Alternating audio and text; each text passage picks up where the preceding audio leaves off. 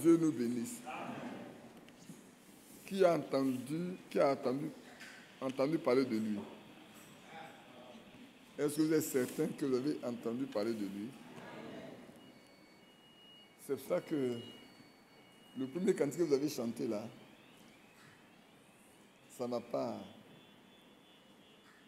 agréé. Vous êtes des chrétiens ou vous n'êtes pas des chrétiens? Vous êtes des chrétiens. Votre cœur n'est pas impur.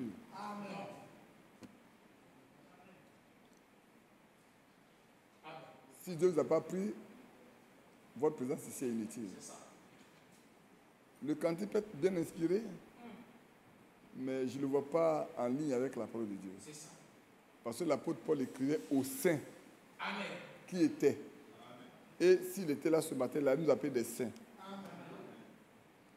Nos cœurs ont été balayés. Ce n'est pas pour reprendre mon frère, mais pour se dire qu'il y a des cantiques que nous, on ne doit pas chanter. Quand je rentrais, j'ai dit, c'est vrai, prends-moi Seigneur, mais si tu n'as pas pris, tu fais quoi ici? Si le Seigneur ne t'a pas pris, tu fais quoi ici? Pour encore des païens, c'est possible. Mais pour des chrétiens, ce n'est pas possible. Qui me comprend? Pour le chrétien, son cœur là, avant qu'il ne devienne quelqu'un qui n'ait pas son baptême, Dieu a déjà nettoyé son cœur.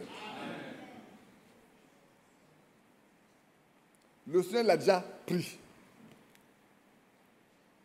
Il ne peut pas pleurer en chantant ce cantique. On doit commencer les cultes avec des cantiques d'adoration. C'est vrai que nous l'apprenions. Nous tous devons l'apprendre.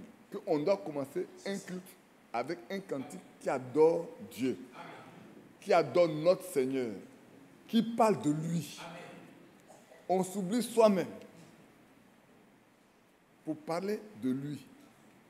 Tout à l'heure, on a parlé de ce qu'il est ressuscité. C'est pas vrai? On a dit, on nous a parlé de lui.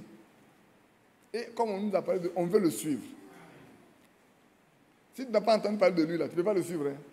Si tu n'as pas pris l'engagement de le suivre, tu ne peux pas marcher avec lui. C'est quand tu as pris l'engagement, tu peux le suivre. Et tout ce qu'on a dit, il a porté nos douleurs. Nos souffrances, c'est à nous charger. Parce que c'est la Bible.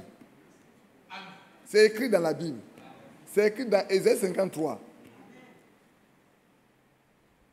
Que Dieu nous aide.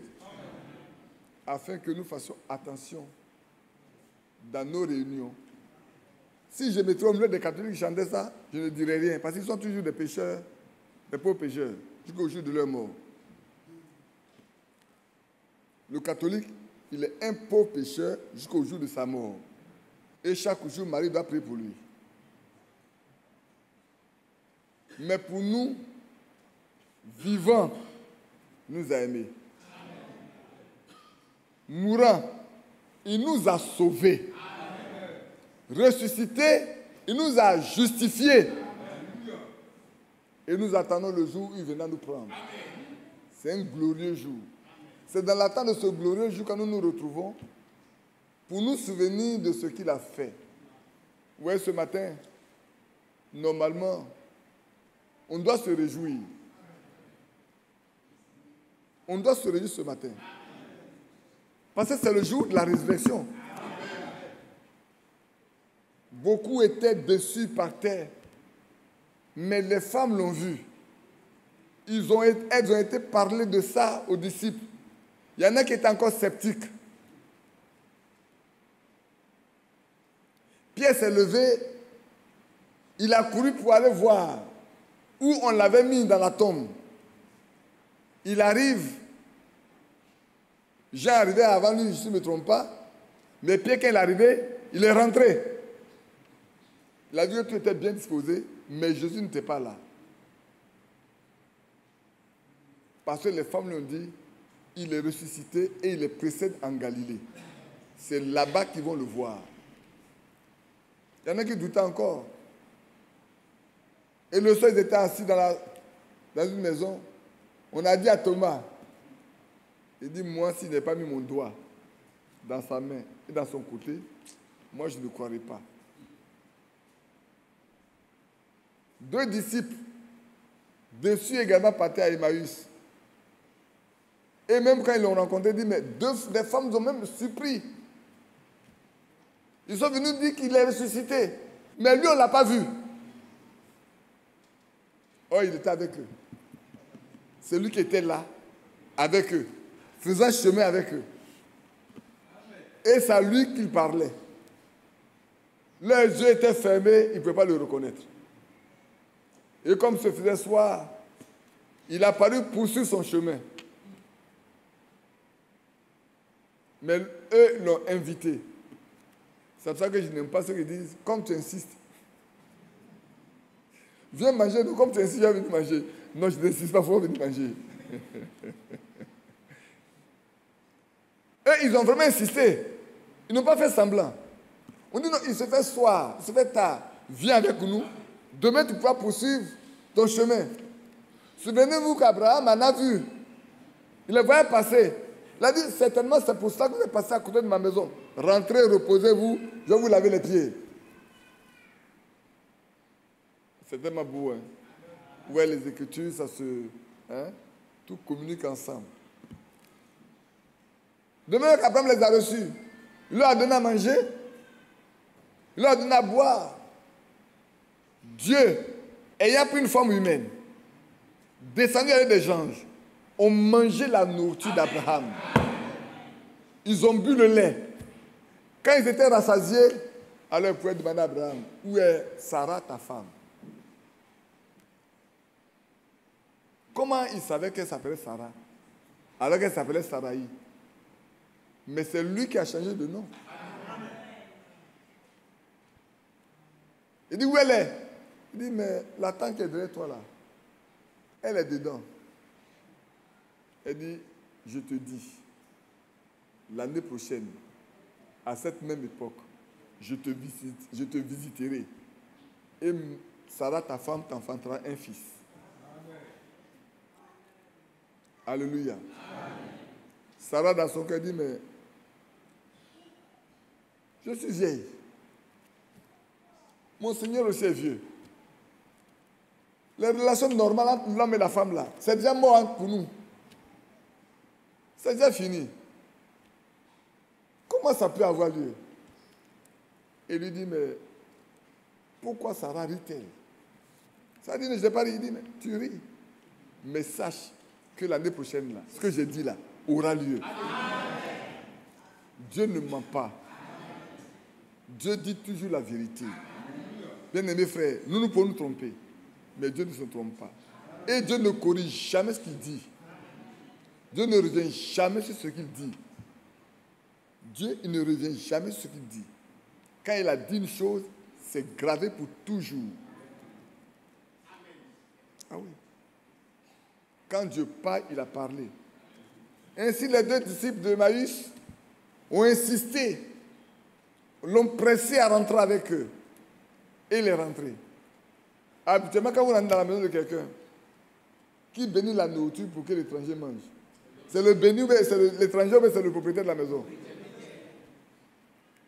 Et là, c'est l'étranger. C'est l'étranger qui va prendre la nourriture et qui va rompre pour le leur donner. Lui qui est étranger, qui est invité, parce qu'il n'est pas venu pour être servi, il est venu pour servir. Et là encore, il prouve qu'il est venu pour servir. Ils ont pourvu, mais lui va les servir. C'est au moment où il rompt le pain, il leur donne ça, il profite d'un temps, il ouvre les yeux. Il se rend compte que c'est lui. Il disparaît. Il dit quoi? Ce que les femmes ont dit, c'est vrai.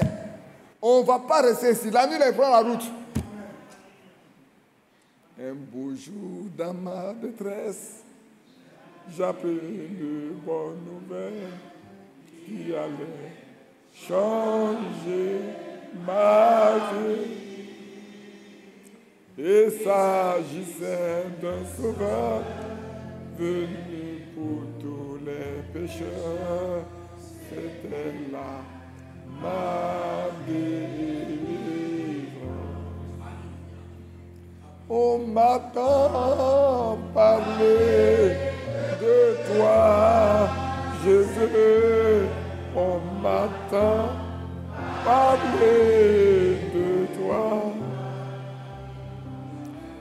J'ai décidé de suivre, espérant te voir un jour, car on m'entend parler de toi.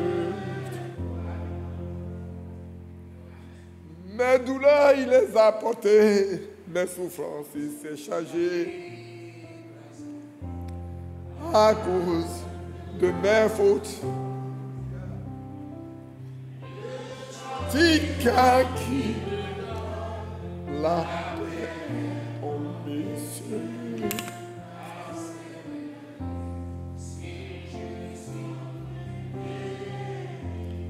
C'est vrai, on m'attend parler de toi, Jésus. On m'entend parler de toi.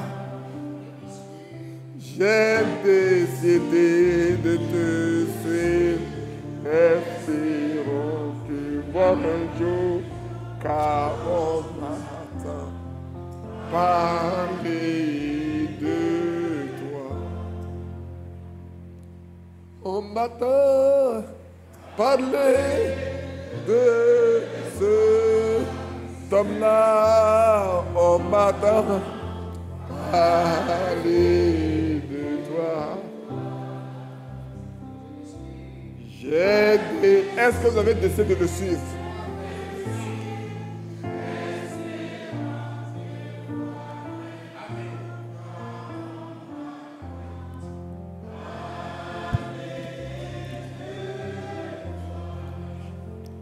Est-ce que vous espérez le voir un jour? Moi, je me souviens en 1974 qu'il m'a dit, abandonne tout, viens sur moi. Je ne le connaissais pas. Je ne le savais pas. J'étais féticheur. Mais il m'a dit, abandonne tout, viens sur moi. Et après, j'ai entendu parler de lui. Il m'a montré qu'il est Dieu. Il m'a montré qu'il fait des miracles. Il m'a montré qu'il transforme les cœurs. Il m'a montré qu'il peut rendre le méchant à un homme bon. Je l'ai vu.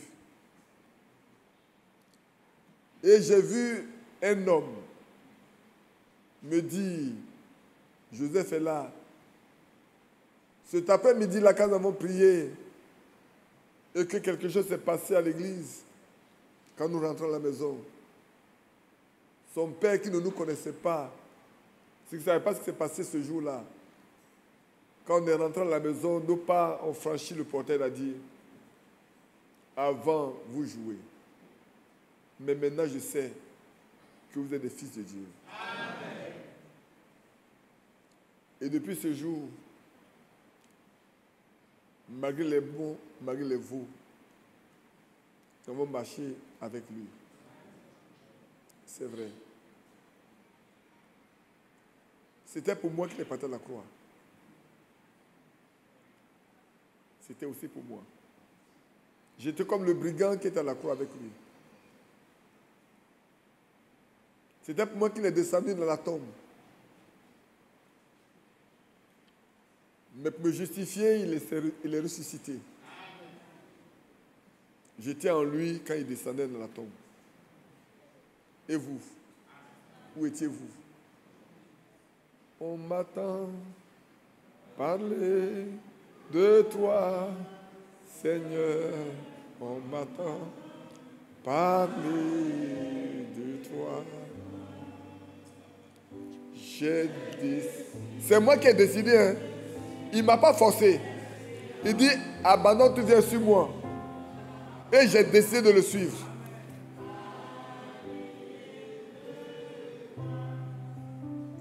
C'est vrai. Il faut décider un jour de marcher avec lui. Et espérer le voir. Avoir envie de le voir.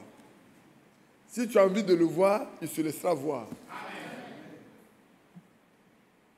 Souvent, quand tu parles, on pense que tu veux être quelqu'un de particulier. Mais elle n'est pas là pour témoigner. Elle a vu. Dans notre maison. Il nous a donné de l'argent quand on n'en avait pas. Quand je n'en avais pas, quand mon père ne voulait pas nous donner de l'argent, quand on n'avait pas à manger, ma petite soeur est là ce matin, Marie-Jeanne est là. Est-ce qu'elle est là ce matin? Elle n'est pas là. Elle est dehors. Elle nous a nourris sans le savoir pendant 2 mois. Parce qu'on n'avait plus d'argent pour vivre. C'est pour ça que quand je vois des gens qui disent servent Dieu et qui sont nécessités, ça me fait mal. La Bible n'a pas dit qu'il ne doit pas de nécessité d'indigents au milieu de nous. C'est vrai. Mais je veux pousser des gens à connaître Dieu. Je veux pousser des gens à rencontrer vraiment celui-là qu'on appelle Jéhovah Jireh, qui peut se pourvoir lui-même. Celui à qui appartient l'eau et l'argent. Celui à qui appartient tout. Bien-aimés frères, on n'avait pas d'argent pour manger. On devait vivre sans manger. Mais est-ce qu'on peut vivre sans manger? On avait l'habitude de jeûner, mais toi, jeûner pendant combien de jours? Pendant 1 mois? Ce n'était pas possible. Et un matin, qu'elle s'est levée pour balayer, au pied du lit, un billet de 5 000 francs neufs a été plié en 4. Elle dit, c'est comme ça qu'elle m'appelle, Sylvestre, il y a 5 000 francs ici. Il dit, 5 000 francs dans cette maison. Elle dit, mais viens voir. Il y a 5 000 francs au pied du lit, plié en 4. Je vais, je regarde, il y a 5 000 francs. Mais moi, je sais qu'il n'y a plus d'argent. Toi aussi, tu n'as plus d'argent. S'il y a l'argent ici, tous les jours, tu balayes la chambre là, non? Est-ce que tu n'as pas balayé ça hier soir? Si. Ce matin, tu te lèves pour balayer, il y a l'argent. C'est lui qui a donné. Prends. Fais-nous à manger. Elle a dépensé jusqu'à qu'il restait 1 000 francs. Elle est partie au marché. Elle va au marché. Elle ne sait pas ce qu'il faut acheter. Elle passe son temps, elle tourne dans le marché d'abord, elle tourne, puis quelqu'un tape sur son dos. Qu'elle se retourne, c'est ma propre petite soeur, celle qui vient juste après moi. Son mari et elle venaient juste de déménager derrière la cité universitaire d'Abobo, à quelques 200 mètres. Elle lui dit, mais qu'est-ce que tu veux dire? Mais je suis venu pour acheter à manger, mais je ne sais pas si je vais acheter. Elle dit, bon, viens. Elle fait le marché et les deux vont ensemble pour faire la cuisine. Pendant 2 mois, midi et soir, elle venait nous donner à manger. Elle ne sait pas du tout dans les conditions. 2 mois. Le jour où nous avons perçu notre bourse, le lendemain, ils ont déménagé pour aller à plus de 6 km de nous. Elle est là. Demandez-le lui. Moi, quand je parle toujours témoin. Quand on a reçu notre bourse, eux qu'on pouvait suffire à nous-mêmes. On demande, on va en dire, ils ont déménagé. Je cherche, elles sont à plus de 6 km de nous. On a dit, Seigneur, merci. Tu as pris soin de nous. Amen. On m'attend parler de toi, Seigneur. On m'attend parler de toi. J'ai décidé de te suivre, espérant te voir un jour, car on m'attend parler de toi. Est-ce que vous aussi, vous avez entendu parler de lui? Il y en a qui sont enthousiastes. Frère, ce n'est pas le lieu d'être enthousiaste. Hein. C'est le lieu de le connaître personnellement. De faire une expérience réelle avec lui. Quand tu as fait une telle expérience-là, qu'est-ce qui peut t'effrayer? Quand tu as vu Dieu face à face, qu'est-ce qui peut t'effrayer? Il ne peut t'effrayer. Quand je vais à l'école, je vais vous dire, vous qui êtes dans l'école là, les épreuves qu'on doit donner, je donne ça dans le cas qui amène à l'école, je donne ça à mes collègues, à mes camarades. Je dis, voilà les questions qu'on va vous poser.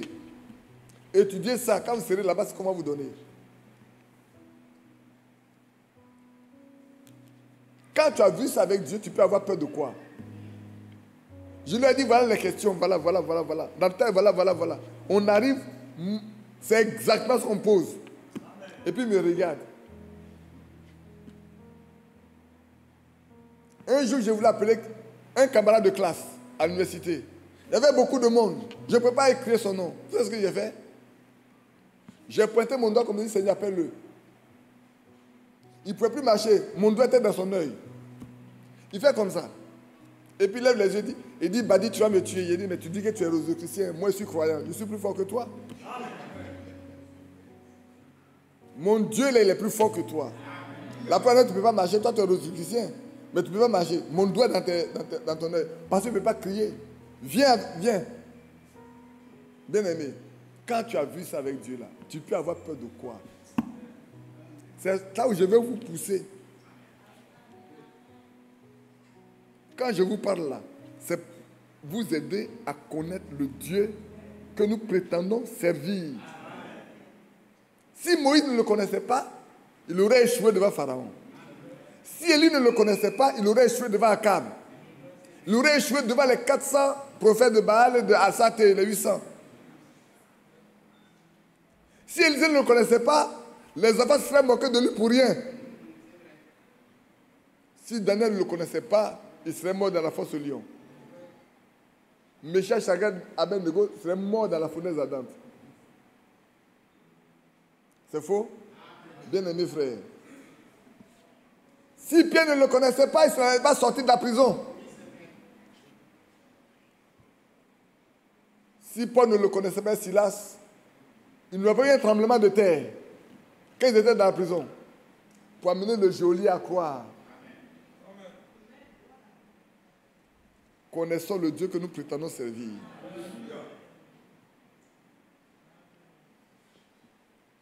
Si Moïse ne le connaissait pas dans le désert, il n'y aurait jamais de l'eau qui sortirait du rocher. Ni la manne. C'est vrai, bien-aimé. Il y a des choses qui sont émouvantes. Quand je pense que c'est ce matin-là qu'il est ressuscité pour nous. Aujourd'hui, beaucoup de personnes vont à l'église. Tout le monde est parti à l'église, non? Parce que c'est la Pâque. Il y en a qui ont fait le chemin de croix. Mais demandez-leur qu'ils connaissent Dieu. Demandez-leur qu'ils l'ont vu une fois. Qu'il leur a parlé une fois. Demandez-leur si leur vie a changé.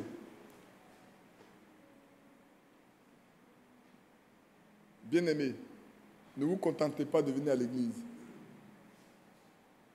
Ne vous contentez pas de venir vous asseoir. C'est une question de vie ou de mort. Je pensais parler pendant une trentaine de minutes seulement et puis vous laisser. Mais j'ai fait plus de combien de minutes? C'est bon, hein, frère? C'est le temps où chacun de nous, individuellement, doit connaître Dieu. C'est pour ça que, quand vous écoutez, vous écoutez frère Branham, il parle de beaucoup d'expériences qu'il a fait avec Dieu. Dans toutes ses brochures, dans toutes ses publications, il commence d'abord par les expériences que Dieu a faites avec lui, avant d'aborder le sujet. Pour montrer aux gens que Dieu est réel. Amen. Que ce n'est pas seulement la littérature, ce n'est pas seulement ce qu'on raconte, mais ce que Dieu fait réellement là. Il met ça devant d'abord pour que ceux qui viennent comprennent. Et il termine également priant pour les malades, pour que les gens se rendent compte que Dieu est là. Amen. Parler, tout le monde peut parler. Mais accomplir, il n'est pas donné à tout le monde. Rendre ça réel, ce n'est pas donné à tout le monde. C'est vrai. Et Dieu confirme toujours. Le jour où une soeur est tombée, on a prié pour elle. Quelqu'un a dit, Dieu confirme sa parole, ne confirme pas un homme. Amen. Mais Dieu n'a-t-il pas confirmé Élie? Il dit que l'on sache, aujourd'hui en Israël, que toi tu es Dieu, que je suis ton prophète. Que l'on le sache. Et j'ai continué, j'ai dit, là où il y a la vie, la mort ne peut pas exister. Boum, elle tombe.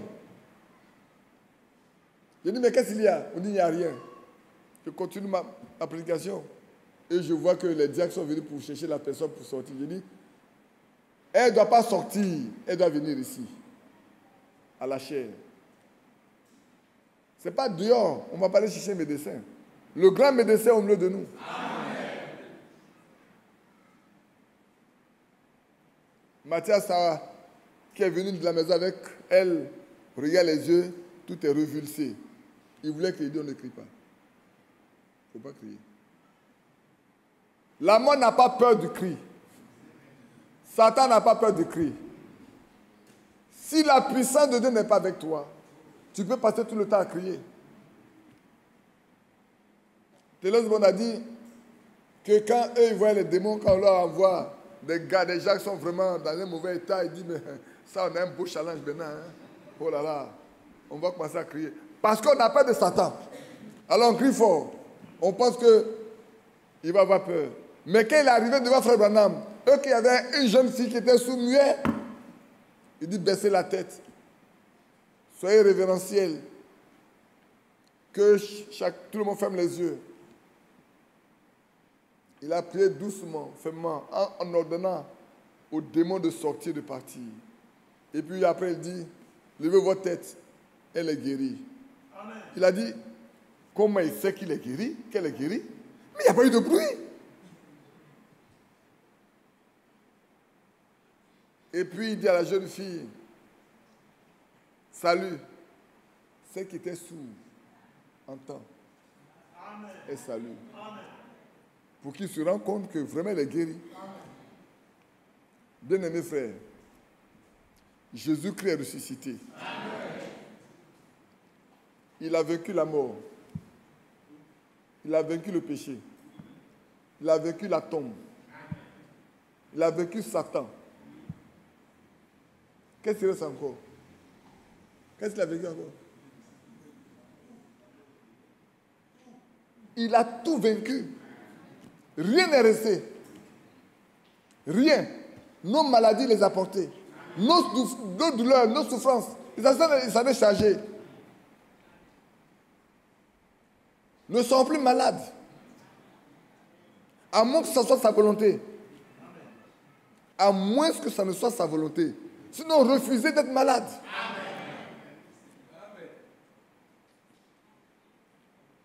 Mais je vous ai dit hier que, même remplis du Saint-Esprit, nous ne sommes pas immunisés. La maladie viendra. Mais que cela nous soit fait sur notre foi.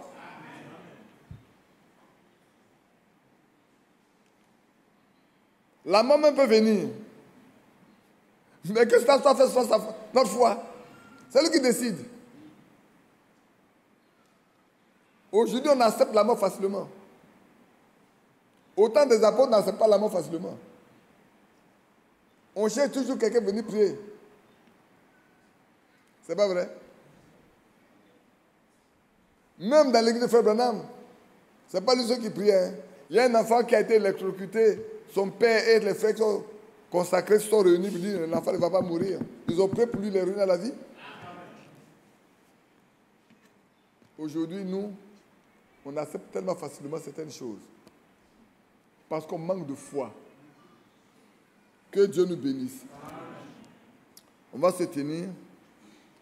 On va lire ce que je vous ai dit hier. On va lire simplement un petit passage. Je vais parler pendant une trentaine de minutes, si Dieu veut. Et puis, quand on aura fini de lire, on va demander à Frère de prier. Prenez Actes chapitre 13.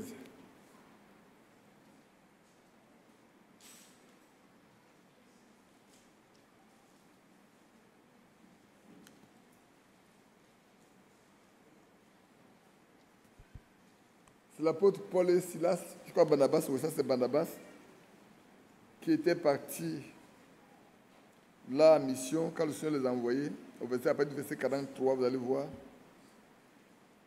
Je lis après le verset 42. Lorsqu'ils sortirent, on les pria de parler le sabbat suivant sur les mêmes choses.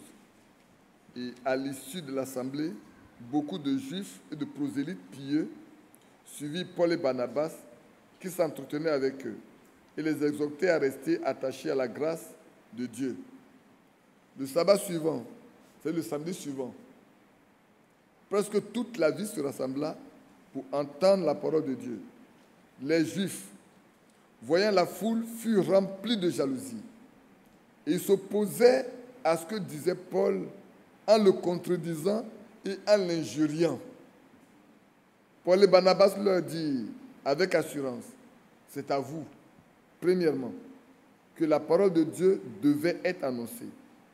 Mais puisque vous la repoussez et que vous vous jugez vous-même indigne de la vie éternelle, voici, nous nous tournons vers les païens.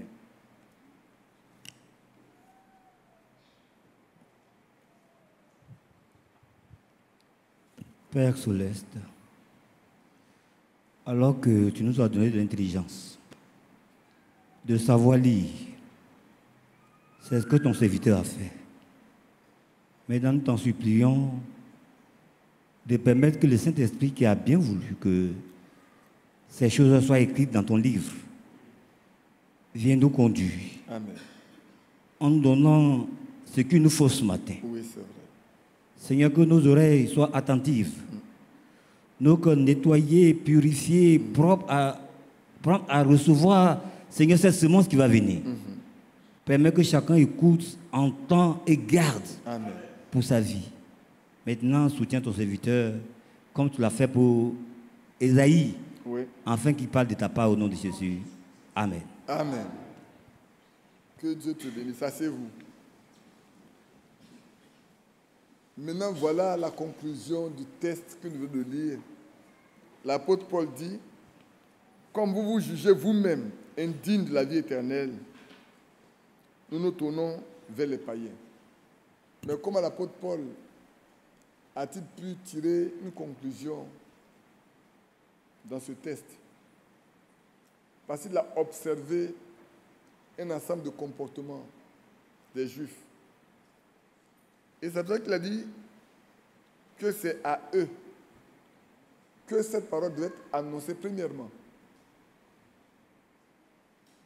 Mais comme eux-mêmes, par leur attitude, ils ne veulent pas de cette parole, mais ils vont se tourner vers les païens. Or, cette parole a pour objectif d'amener la vie éternelle.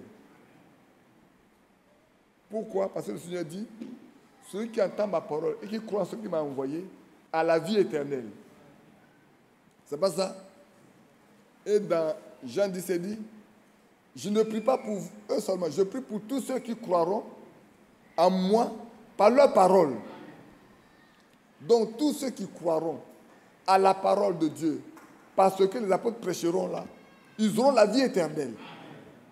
Et depuis ce temps, tous ceux que Dieu a employés et qui ont annoncé l'évangile ont donné quelque chose qui apporte la vie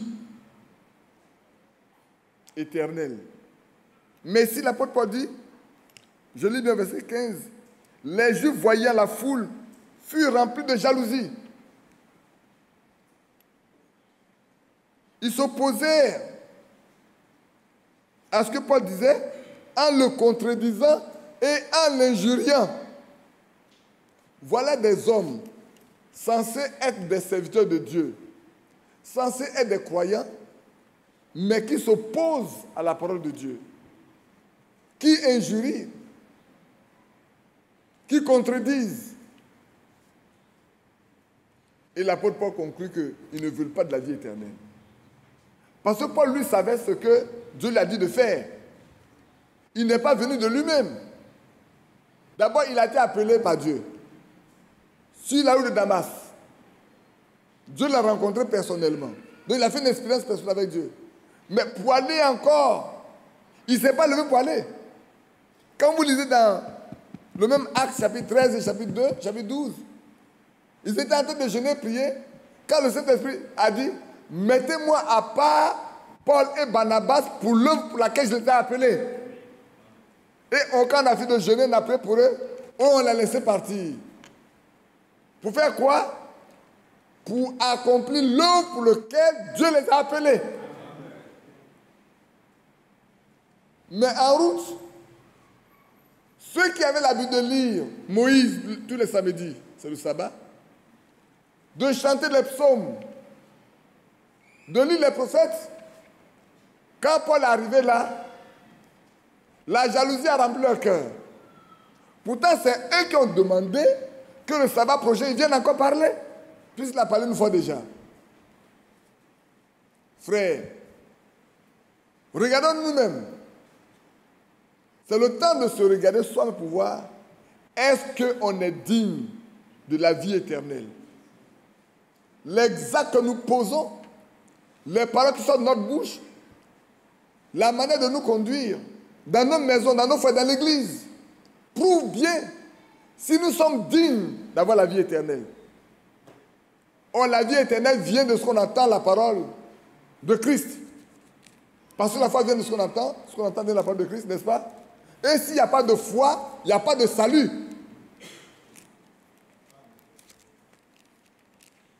S'il n'y a pas de nouvelle naissance, il n'y a pas de salut. Mais la nouvelle naissance vient comment? C'est en entendant. Si tu n'as pas entendu ce que Dieu a dit, tu ne peux pas recevoir. Regardez à la Pentecôte, c'est après avoir écouté Pierre que les gens ont dit, mais frère, homme, frère, que ferons-nous?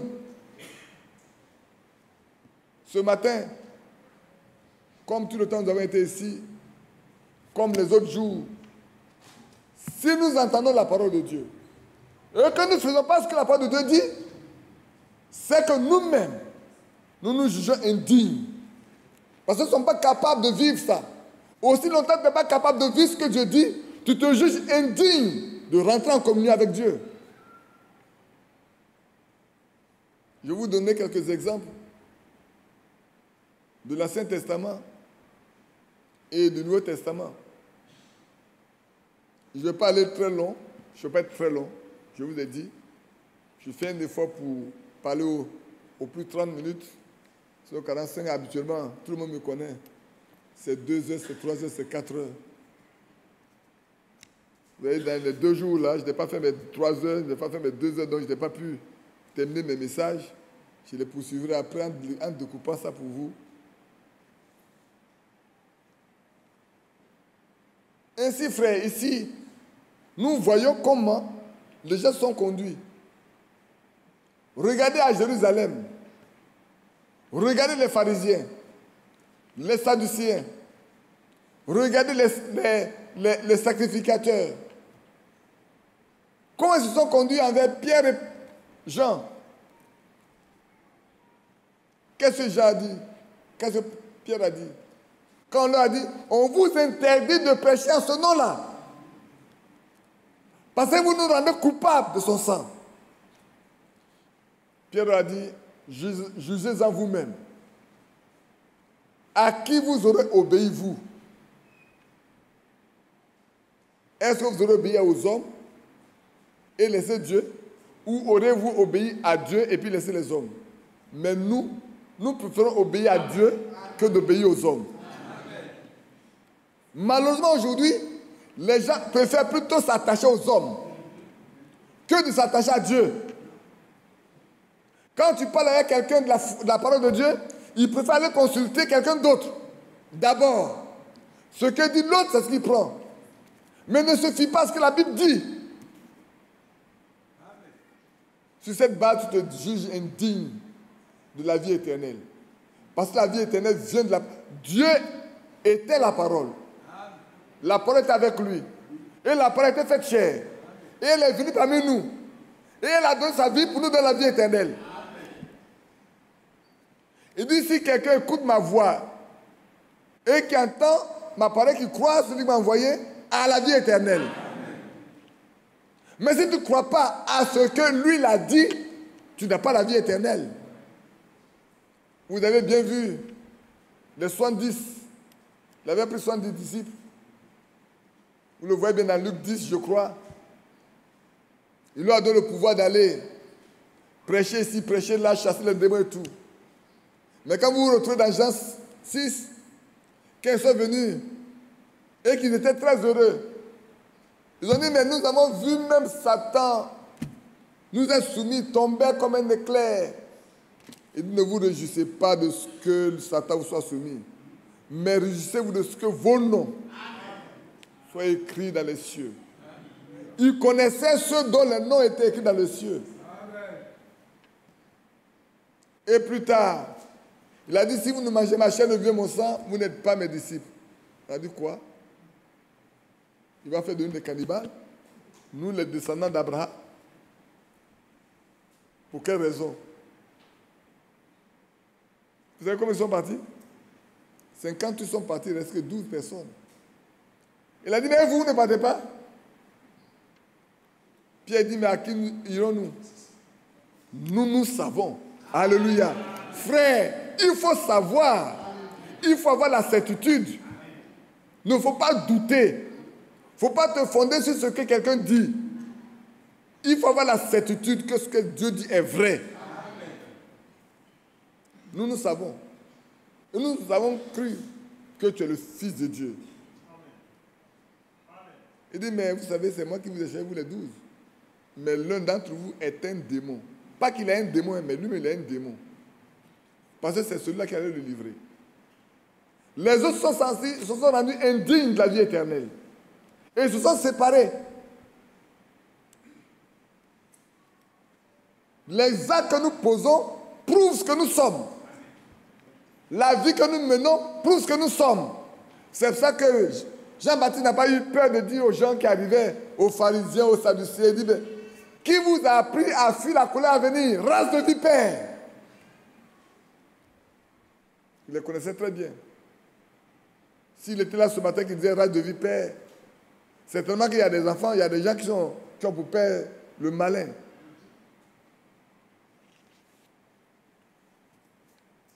Il y a une qui est en train de dormir. Réveille-la. Non, tourne derrière toi, voilà. Ça donne de la tête là. Oui. Il faut te tenir un peu debout. Essaie de un peu sommeil. C'est vrai? Voilà, tu te connais. Que Dieu. Lève-toi un peu. Fais un effort. Non, c'est pas ici. Nous aussi dedans aussi. Ah voilà, SLS. Non, c'est pas toi, c'est elle qui est juste derrière toi là. Ah voilà. Tu as bien rêvé. Je ne sais pas si tu es arrivé au ciel.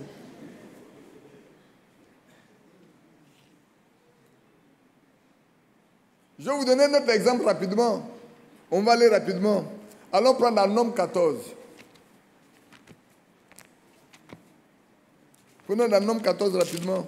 Je vous ai dit que je ne parlerai pas longtemps. Je vais seulement vous montrer comment est-ce qu'on peut se rendre soi-même indigne de la vie éternelle. Et c'est important.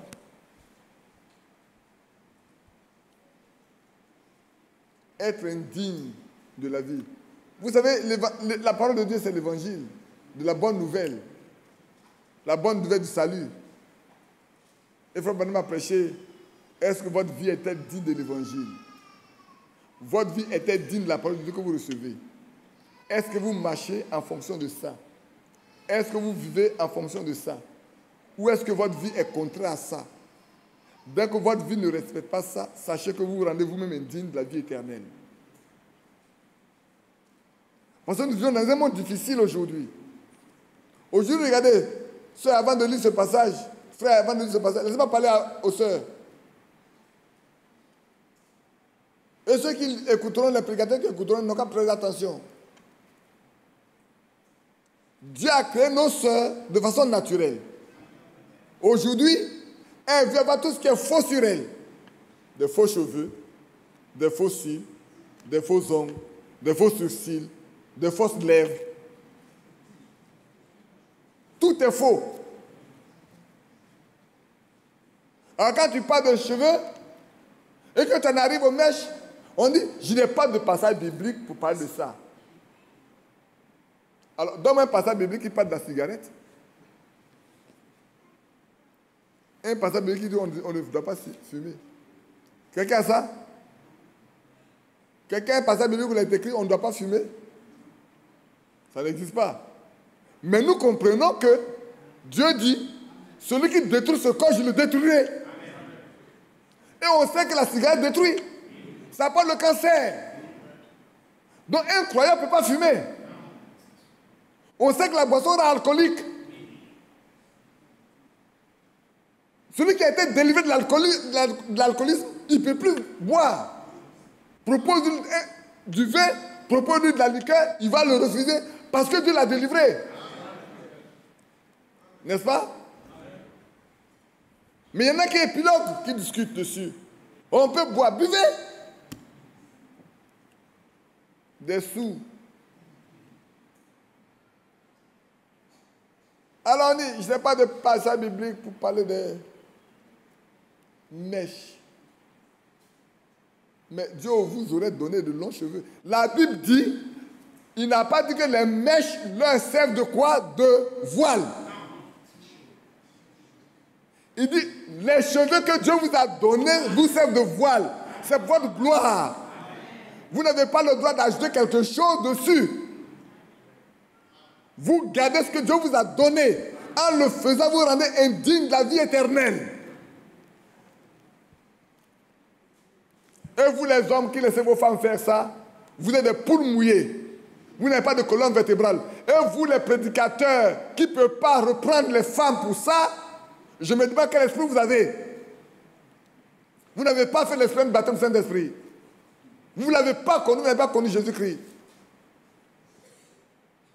C'est vrai. Parce que vous allez rencontrer, quelque chose en vous va crier. Pas que vous le voulez, mais quelque chose en vous va aller crier. Peut-être on dira que vous êtes fanatique. Je préfère être fanatique que d'être une poule mouillée. C'est vrai. Si vous voulez aller au ciel, c'est le temps de mettre de l'ordre partout. Dans nos habillements, dans nos façons de lever les enfants, dans nos manières de nous marier. Avant, pour se marier dans l'église d'Abidjan, il faut 3 ans pour avoir un seul mariage. Aujourd'hui, c'est comme des poules qui pondent.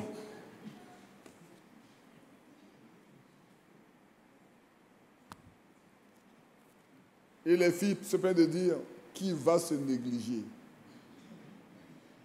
Ne te néglige pas sur la terre, mais l'enfer t'attend. Parce que tu ne respectes pas ce que la Bible dit. La Bible dit que tu ne dois même pas prier ni te soucier pour le mariage. Le mariage, pour toi, doit être une question de vie ou de mort. Quand on l'annonce, tu dois rester à genoux jusqu'à ce que tu saches exactement ce que Dieu dit. Et vous les hommes, vous les jeunes gens qui n'êtes pas mariés, vous fréquentez vos amis qui vivent mal et vous êtes contaminés par le même esprit. Et vous venez vous asseoir comme si vous allez à l'église. Ce n'est pas un lieu de prostitution dans l'église. Ce n'est pas un lieu où les gens qui vivent une mauvaise vie se rencontrent. C'est ceux qui vivent de la sainteté qui se rencontrent dans l'église de Dieu. Frères, souvenez-vous une chose. Ananias et Saphira se sont rendus indignes de la vie éternelle en mentant au Saint-Esprit. Et cela ne leur a pas manqué. Ça n'a pas fait du bien du tout. La mort les a frappés sur le champ. D'abord, le mari est venu. Pierre lui a parlé. Il dit, mais comment est-ce que le diable a mis dans ton cœur? Si tu avais gardé ton chat, ça ne t'appartenait pas? Et tu es obligé de le vendre? Et tu viens mentir au Saint-Esprit. Boum! La mort l'emporte. C'était aujourd'hui, on m'a dit, il a tué. C'était aujourd'hui, on m'a dit, Pierre a tué. L'amour, Pierre n'a pas d'amour, il a tué. À cause de l'argent. Comme ils aiment tellement l'argent, et qu'il a gagné une partie de son argent, voilà, ils l'ont tué. C'est ce qu'on allait dire aujourd'hui, non?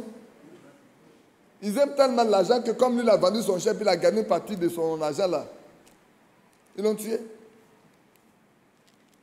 Ils ont dit il a menti au Saint-Esprit.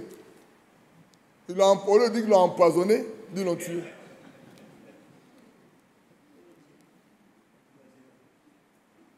Et sa femme arrive. Sa fille arrive. Pierre lui dit, comme vous avez le prix, ça te prie là? Il dit oui, il dit, mais comment le diable a rempli votre cœur jusqu'au point vous deux là? Ceux qui ont enterré, Aujourd'hui, on allait aller chercher les parents. Aujourd'hui, on allait aller chez ses parents pour venir enterrer leurs enfants, non. Mais là-bas, les jeunes gens ont pris, ils sont pas de l'enterrer en même temps. Avant qu'on informe sa femme n'a pas pris. Sa femme n'a pas été informée, hein. Son mari a été déjà enterré. Et elle arrive, on lui parle la main, elle dit oui, on dit ceux qui ont enterré, voilà, les jeunes gens qui ont porté son mari sont là. Et toi, c'est pas t'apporter. Aujourd'hui, le père et la mère de Safira, le frère de Safira, leur premier coup de poing pour venir là dans l'église. Et les gens ont dit, voilà, il a fait, on va nous persécuter. Avez-vous peur de la persécution? Un jour, quelqu'un a dit, mes enfants ne sont pas encore mariés, ils n'ont pas encore fini leur diplôme.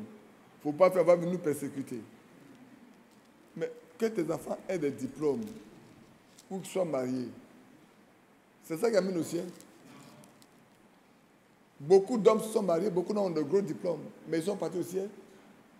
Il y en a même qui ont eu leur diplôme, qui ont commencé à travailler. Jusqu'à la fin du mois, ils n'ont même pas touché le premier salaire, ils sont morts.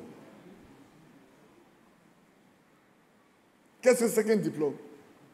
Qu'est-ce que c'est? Il y en a qui ont fait le vœu de mariage, ils sont pas mariés, puis il y a un accident, ils sont morts.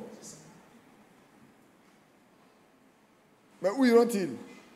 Si la vie éternelle n'est pas en eux, tout est peine perdue. Vous comprenez? Que Dieu vous soutienne. Alors lisons maintenant dans Romains et Nombre 14. Vous pouvez lire tout Nombre 13 hein, pour mieux comprendre le contexte. Pour vous le dire, vous savez, qu'elles étaient arrivés à Kadesh Barnéa.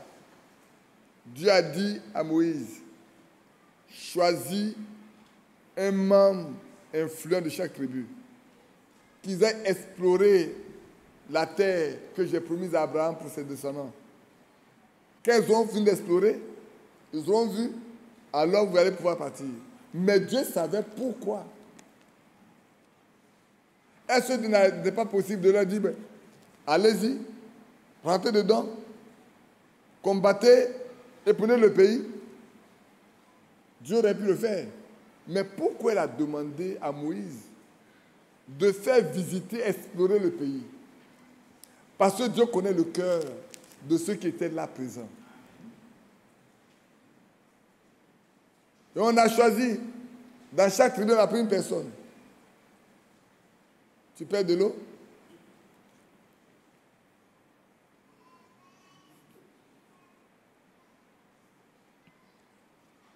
Alors, ne vous laissez pas distraire.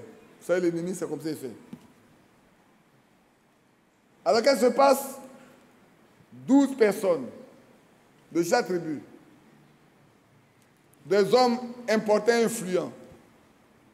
Ils ont été explorer tout le pays. Frère, ce qui, moi, m'a toujours surpris, c'est les grappes de raisin.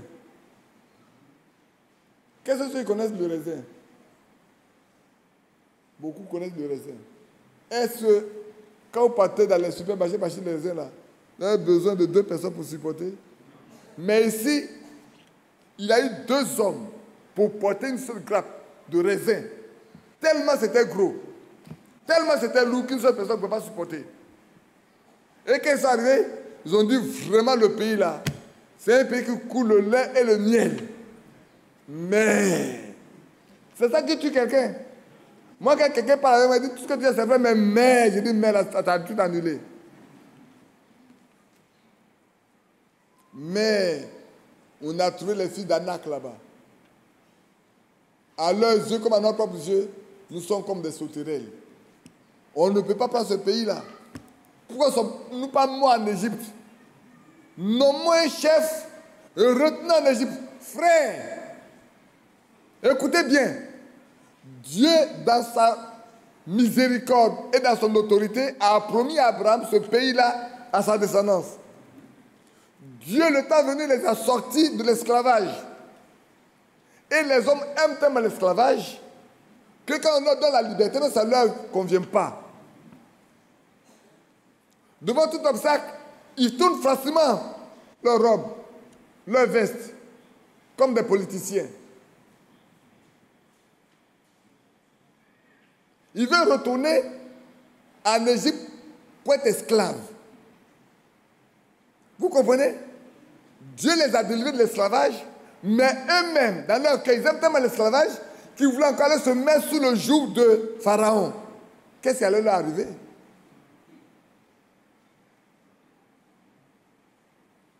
Josué et Caleb se sont là pour dire, c'est pas possible. On ne peut pas adopter cette attitude-là. Nous devons compter sur Dieu. S'il nous est favorable, le pays nous appartient. Ces hommes vont devenir une pâture. Et qu'est-ce qu'on a de faire? De lapider ces deux jeunes gens. Ils se sont rendus indignes de la promesse que Dieu a faite à Abraham. Ils se sont rendus indignes de la ville, du pays que Dieu leur a donné. Et ils ne pourront jamais y arriver. Ils ne pourront jamais y accéder. Ils vont tourner pendant 40 ans dans le désert. Bien-aimés, c'est facile, très facile, de se juger indigne des promesses de Dieu.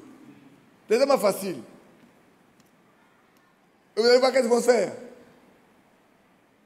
Alors, Dieu apparaît et parle. Et le lendemain matin, il se lève et dit, on va les combattre. Moïse a dit, n'allez pas. Dieu ne sera pas avec vous. On va vous massacrer pour rien.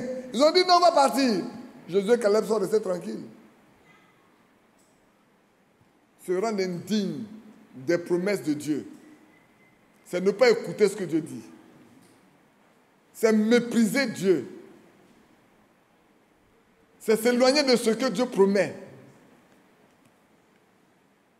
C'est ne pas comprendre que Dieu est le Tout-Puissant et que tout est à lui. Voilà des hommes, regardez bien, voilà des hommes qui ont traversé la mer Rouge, qui ont vu beaucoup de miracles en Égypte. Même les premiers des Égyptiens sont morts. C'est pas vrai? Et à qui les Égyptiens ont fait beaucoup de cadeaux. Et qu'ils ont traversé la mer Rouge. Ils ont bu à des rochers, à un rocher qui les suivait. Ils ont mangé la manne. Ils ont mangé des cailles. Mais ils ne sont pas capables de rentrer sur la terre pour prendre la terre que Dieu a promise. Ils se sont jugés eux-mêmes indignes de rentrer là. Vous savez bien également que quand le Seigneur devait être crucifié, ce jour-là, Pilate a dit, je ne trouve en rien de mal en lui. Qu'est-ce qu'ils ont dit? Crucifie-le. Que son sang tombe sur nous et sur nos enfants. Non pas sur eux seuls, mais sur eux, mais aussi sur leurs enfants.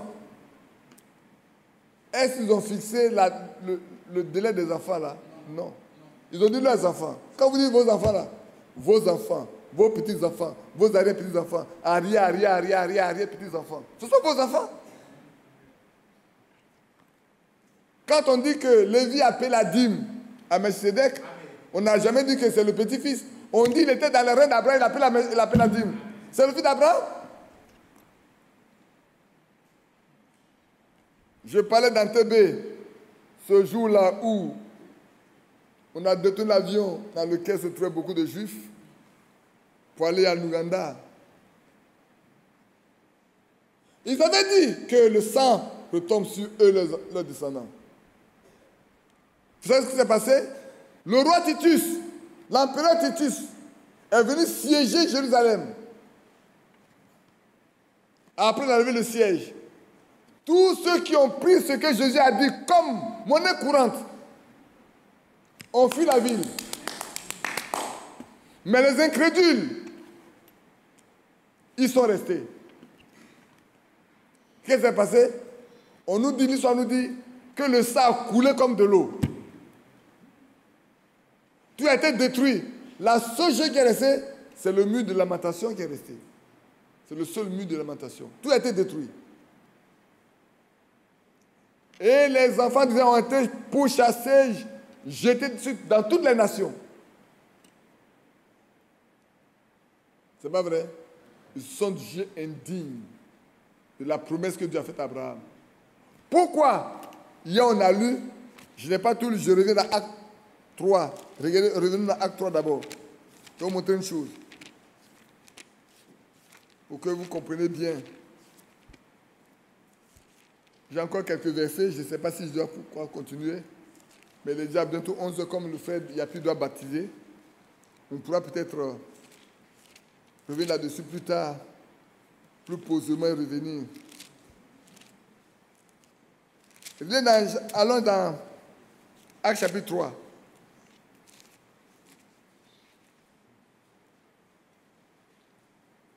Je lis à partir du verset 22. Hier, je me suis arrêté au verset 21. Je n'ai pas le verset 22. Le verset 22 dit, Moïse a dit, le Seigneur votre Dieu vous suscitera d'entre vos frères un prophète comme moi. Vous l'écouterez dans tout ce qu'il vous dira. Et quiconque n'écoutera pas ce prophète sera exterminé du milieu du peuple. Tous les prophètes qui ont suffisamment parlé depuis Samuel ont annoncé ces jours-là. Qu'est-ce qui s'est passé? Ils n'ont pas écouté ce prophète, qui était Jésus-Christ. Ils ne l'ont pas écouté. Alors ils ont tous été exterminés. Titus les a exterminés. Sauf ceux qui ont fui ont pu prospérer et faire des enfants. Parce qu'ils ont pris ce que Jésus a dit comme vrai. Mais ceux qui étaient incrédules sont tous morts. Et en TB, il y avait un qui portait la nationalité, je crois, suisse.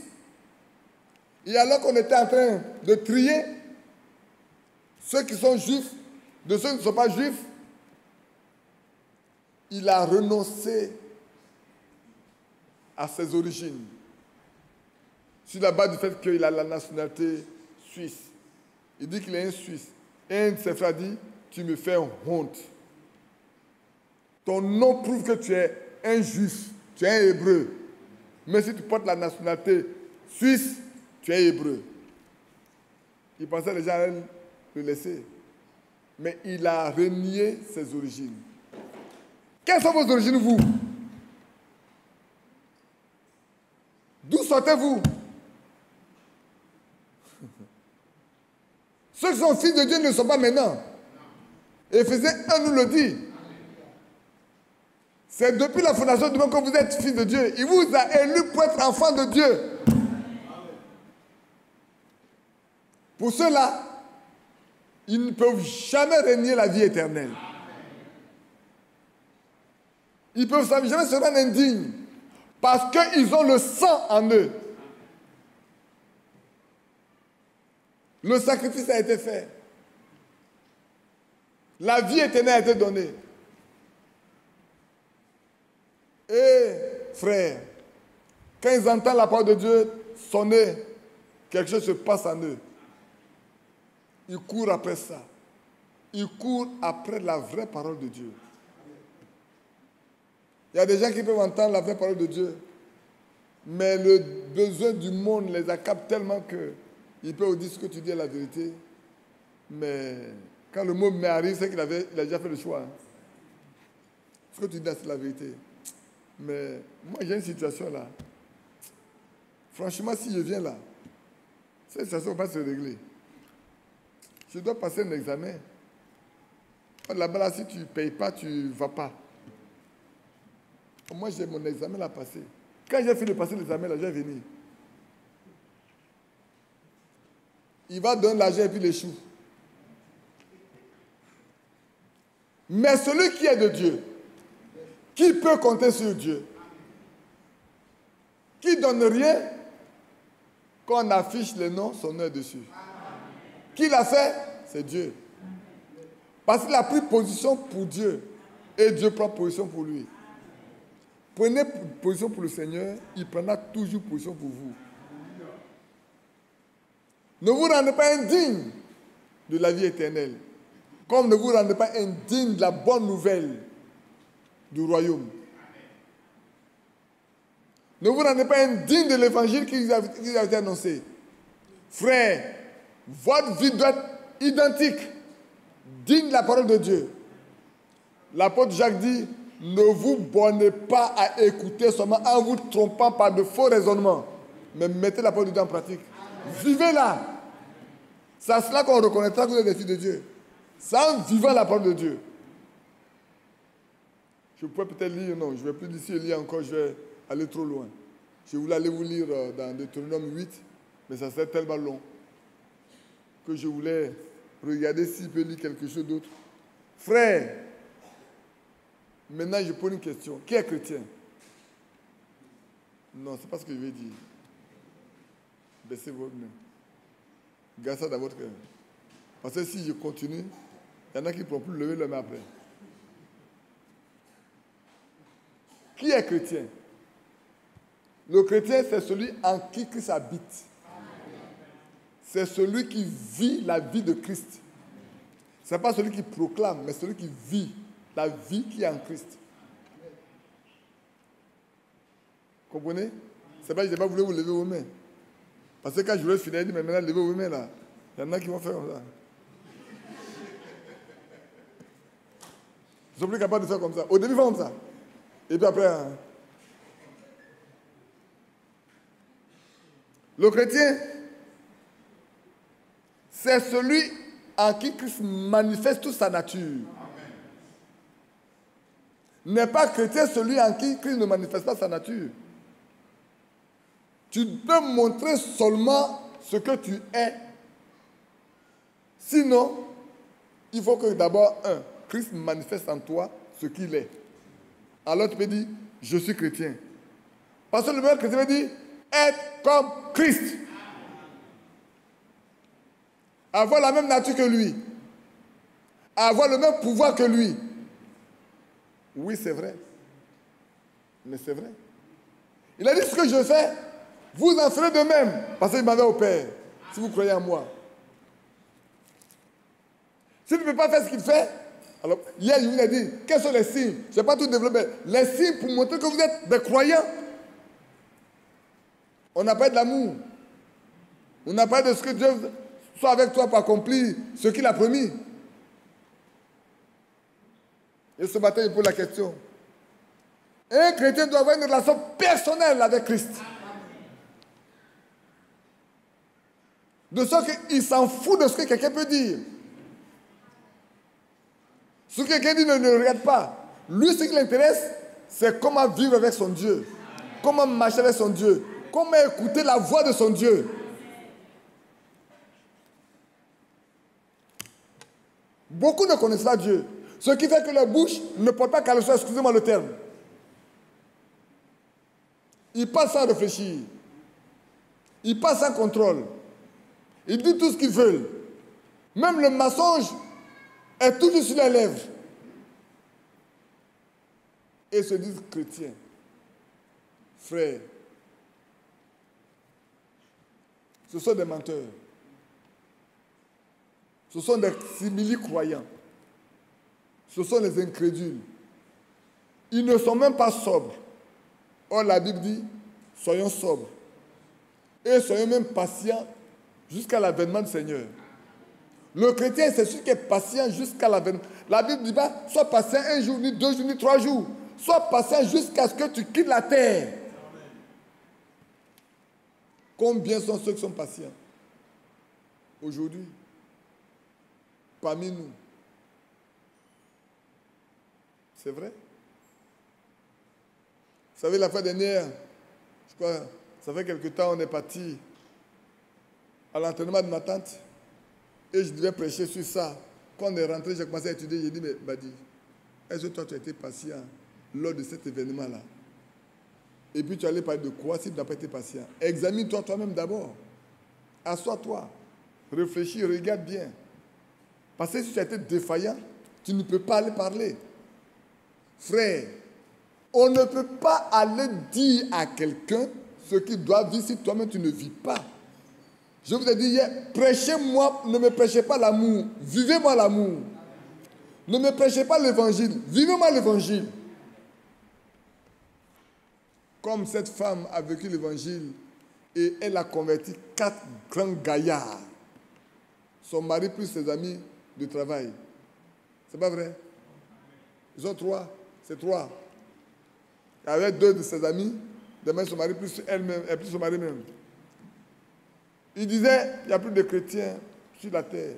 Il n'y a que des religieux. Elle, lui, il a dit, chez moi. Oh là là. Frère, soeur, qu'on puisse dire, que vous pouvez dire à quelqu'un, chez moi à la maison.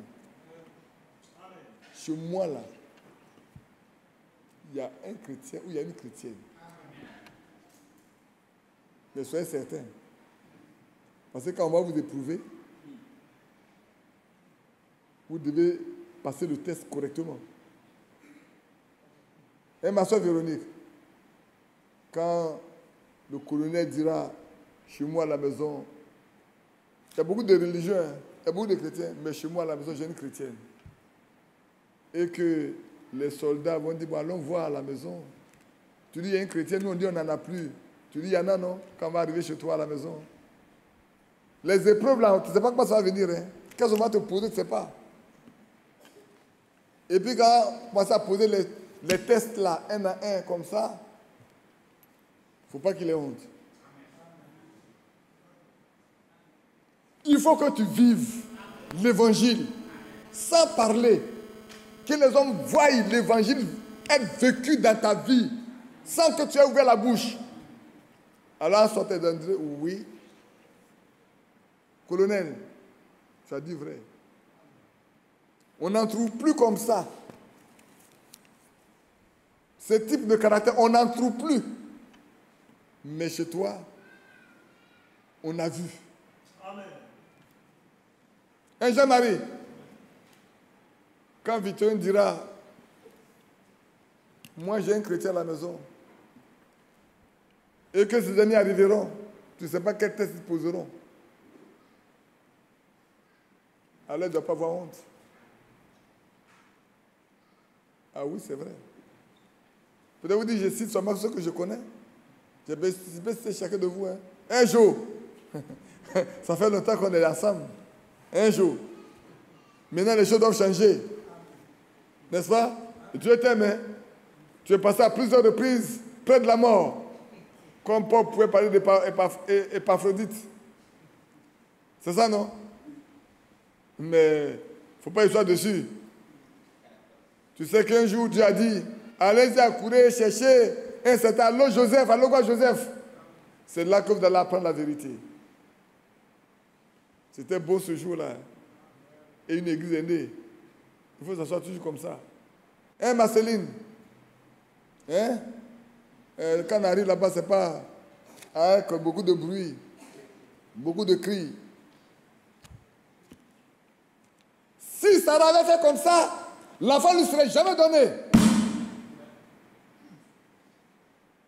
Ça veut dire Abraham, c'est toi toujours qui va aller chercher des étrangers pour nous fatiguer.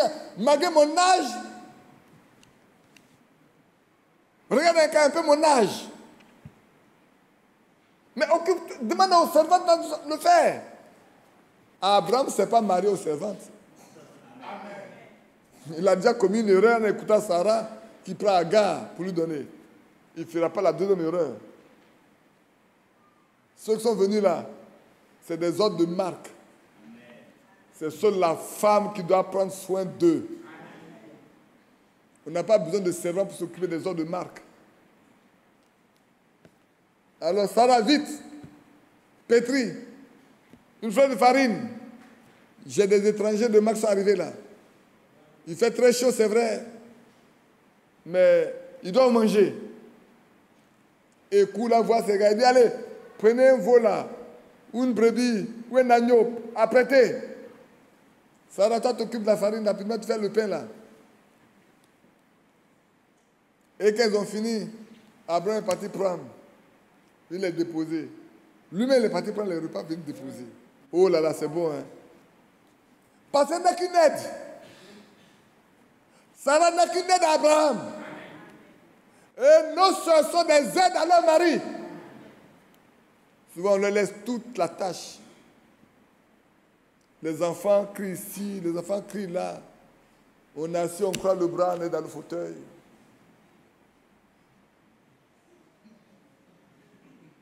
Madame, je suis arrivé, hein? Tu n'as pas à boire?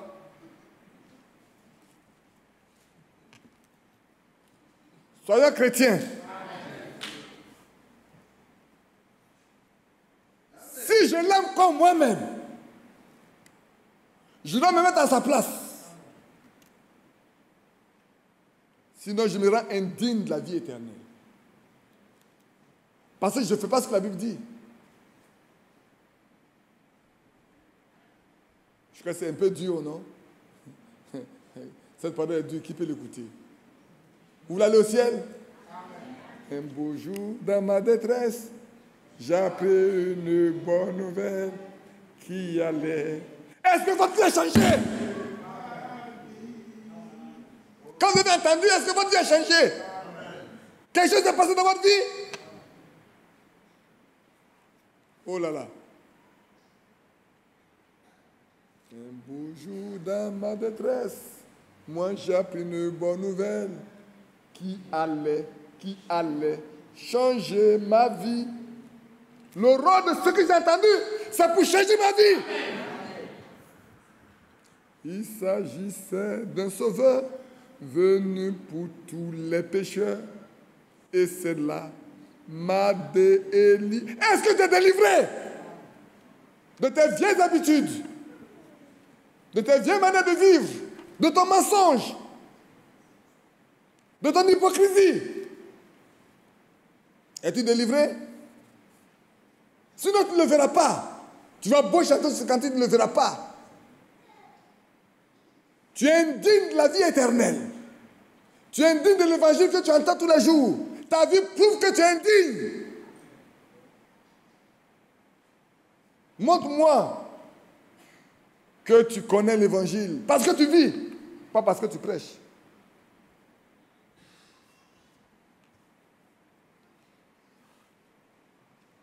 Montre-moi que tu es converti par ta manière de parler. Alors je saurai que quelque chose a changé. Tu n'as pas la langue de vipère. Tu n'as pas le venin du serpent dans ta bouche. Tu n'as pas la méchanceté dans ton cœur.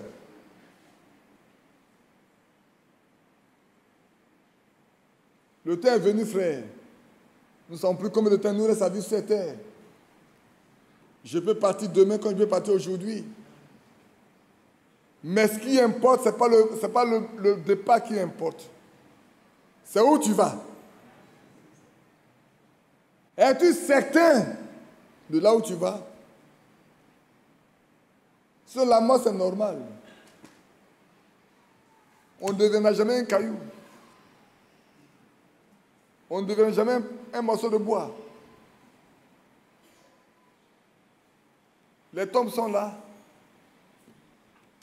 On est appelé un jour, soit avoir une tombe, soit être enlevé. Mais ne peut être enlevé que celui qui a la nature de Jésus-Christ. Même si tu es dedans, l'apôtre Paul dit, tombe, mort, où est ton aiguillon? Tombe, où est ta victoire? Rien ne peut résister, rien ne peut tenir un fils de Dieu dans la tombe. Ce n'est pas possible. Parce que la vie qui est en lui, rien. Mettez du goudron ici. Mettez des semences et mettez du goudron dessus. Je vous donne un mois. Ces semences-là vont pousser 3 mois pour sortir. Pourquoi? Parce que la vie qui est en cette semence-là est plus forte que ce qui est sur lui. Ainsi, la tombe n'a pas de pouvoir. La vie qui est dans celui qui est en Christ est plus forte. C'est pas vrai? Est-ce que la tombe a pu regarder Jésus en terre? Même quand ils ont roulé une grosse pierre, là, pensant que ça peut bloquer tout. L'ange est descendu. Ce que peut-être plusieurs personnes ont poussé, l'ange est venu la pousser, la mise sur la comme ça. Et Jésus est sorti. Il dit, vous cherchez parmi les morts celui qui est vivant. Pourquoi cherchez-vous parmi les morts là? Pourquoi cherchez-vous celui qui est vivant? Frères, soyons des vivants. Sœurs, soyez des vivantes. De sorte qu'on ne vienne pas chercher on ne veut pas vous chercher parmi les morts. La Bible dit, la femme qui vit dans les planètes du monde est morte quoique vivante. C'est pas vrai? Tu peux être vivant, mais tu es mort parce que tu es séparé de Dieu. Mais Dieu a dit, celui qui croit en moi, même quand il sera mort, il vivra. Parce que ma vie habite en lui. Mon esprit est en lui. Et comme l'Esprit de Dieu ne meurt pas, il a rendu la vie à mon corps mortel. Je peux encore rester dessus encore 1 heure, 2 heures. J'ai encore quelques versets, mais je voulais vous en épargner. Et vous les jeunes gens qui vivez avec les femmes et que vous ne mariez pas, pensez-vous que si dans le mari vous allez partir, vous n'avez pas besoin de beaucoup d'argent pour aller vous marier. Vous n'avez pas besoin de beaucoup d'argent pour aller régler votre situation. Je m'adresse aux jeunes gens de ce village-là que je connais bien.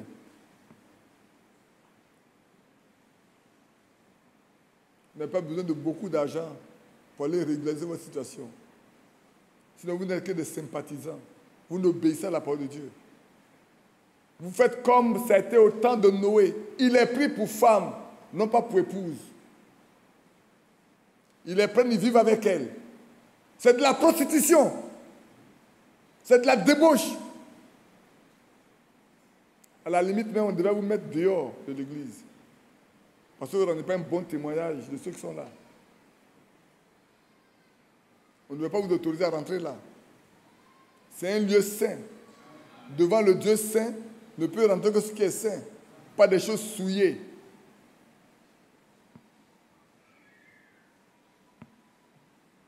Vous savez ce qui est arrivé aux enfants d'Aaron? Ils ont apporté un feu étranger et ils sont morts sur le champ. Yapi, la responsabilité c'est pour toi, c'est pas pour moi. C'est toi qui es le responsable de cette église. Si tu veux mettre de l'ordre dans ton église, mets de l'ordre dans ton église. Moi, je ne fais que prêcher ce que je dois prêcher. Aussi longtemps que tu ne les mets pas dehors, ils vont continuer avec ça. Mets-les dehors. Pour qu'ils craignent Dieu.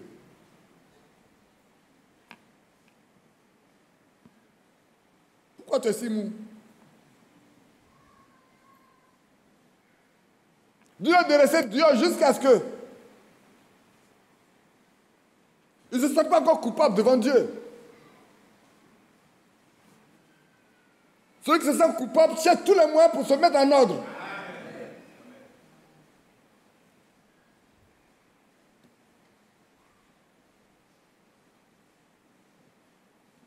Vous comprenez? Ne vous rendez pas indigne de la vie éternelle. Obéissez à la parole de Dieu. Ne raisonnez pas. Vivez ce qui est dit. Ce que vous lisez là, vivez. Alors, soit vous êtes chrétiens. Mais quand les païens vous voient, écoutez bien, au village là, il y en a qui prennent des filles, ils vivent avec elles. Et puis aussi prennent des filles, vous vivez avec elles. Quelle différence il y a entre vous et eux? Dites-moi. Quelle est la différence qui existe, Yabi? Il n'y a pas de différence. Et tu acceptes ça? Vous avez la chance que ce n'est pas moi qui suis le responsable de l'église. Moi, je suis de passage tous les jours.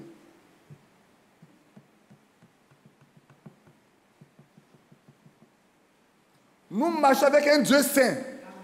Et nous devons être saints dans toute notre conduite.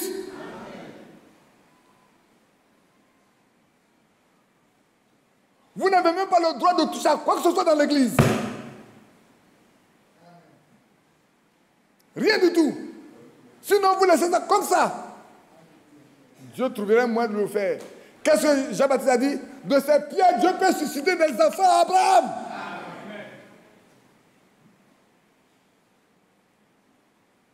Soyons saints. Sinon, nous nous rendons indignes de la vie éternelle. Levons-nous. Et chacun de nous va parler ses mains à Dieu.